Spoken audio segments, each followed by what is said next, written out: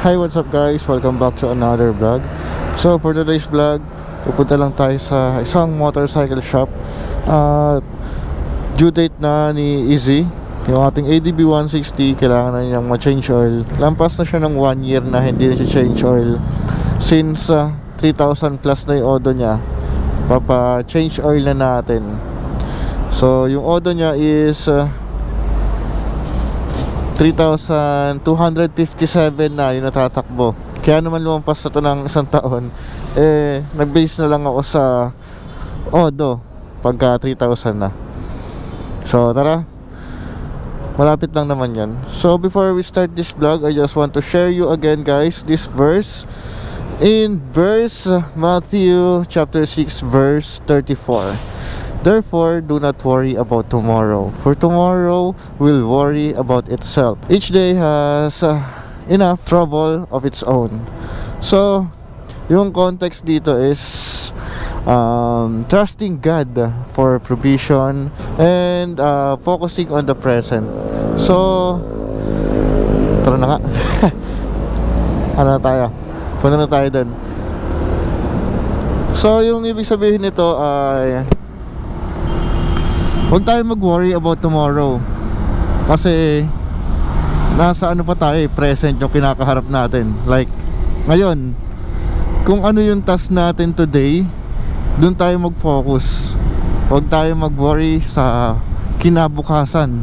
Dahil hindi naman tayo bibigyan ng Panginoon ng kinabukasan kung hindi natin kaya. So, let's go. So, don't worry guys, kasi lahat ng pagsubok ay ating malalampasan. Alright, God bless mga brother and sister. So, dito na tayo sa motor shop.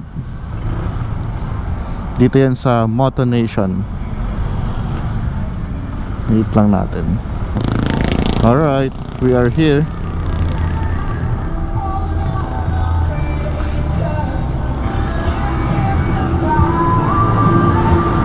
Parang nga ako sir. So ito yung napili natin para sa ating ADB 160, yung Motul na 10W40. Yan, pang Matic 1 liter. So try natin to. Alam ko ganito rin yung nabili ko last time, or yung isa, basta 10W40. Pero yung normal na ganito, I mean ano man tawag sa ganito, yung number nya is 10W30. Pero dahil nga bihira yung 10W30, ito na yung gagamitin natin, 10W40. Ito sir, oh.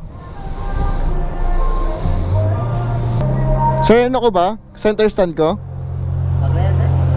Okay na? Sige, sige. Ayun, dami rin dito mga gulong.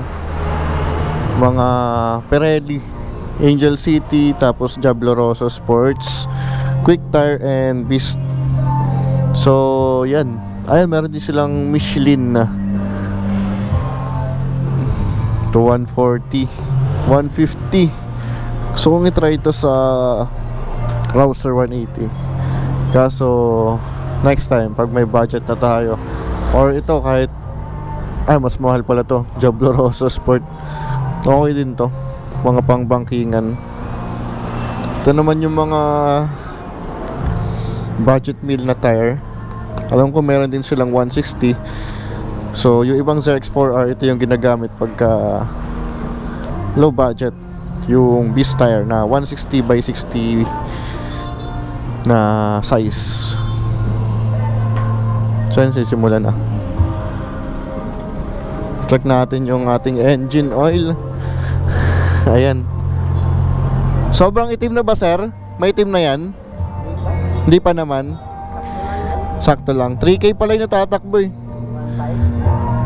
3K 3,000. Malinaw pa, no? So tama lang pala na 3K yung takbo, para hindi pa ganun sobrang itim.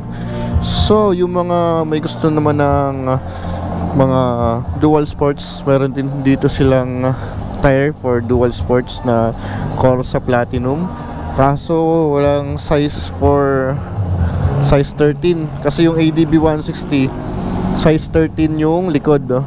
Ito size 14, pangharap pwede. Yung likod lang medyo mahirap dahil nga size 13 yung gulong natin. Thank you. Ay, oo nga pala. Kalilimutan. Dito na lang, sir.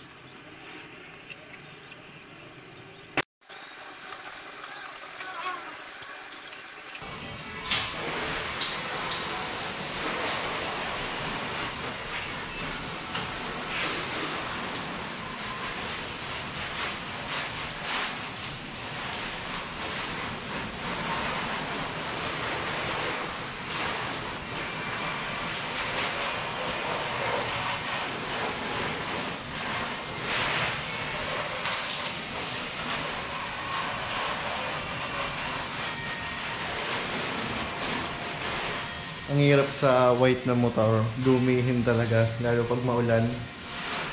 Sobrang dugyot talaga. Kaya dapat masipag ka rin maglinis ng mga motor mo. Kasi kung hindi, kapangit yung looks ng mga motor mo. Kahit naman kahit naman dark color yung motor mo, kailangan nyo pa rin linisan dahil yung mga dumi-dumi, titigas yan. Kaya dapat siguro once a week or twice a week nyo linisan yung mga motor, lalo na pagka maulan. Mas prefer ko maglinis ng sarili, DIY, kaysa palinisan sa labas. Kasi yung iba, diba, wala silang ingat sa mga motor natin, kaya mas okay na tayo na lang yung maglinis. Isa pa, laking tipid din nun, diba? Magkano rin yung car wash sa motor? 100? Depende pa kung big bike, mga 150 or 70, basta ganun, nag-range lang siya sa 80 to 150. So, tayo lang maglilinis para makatipid tayo.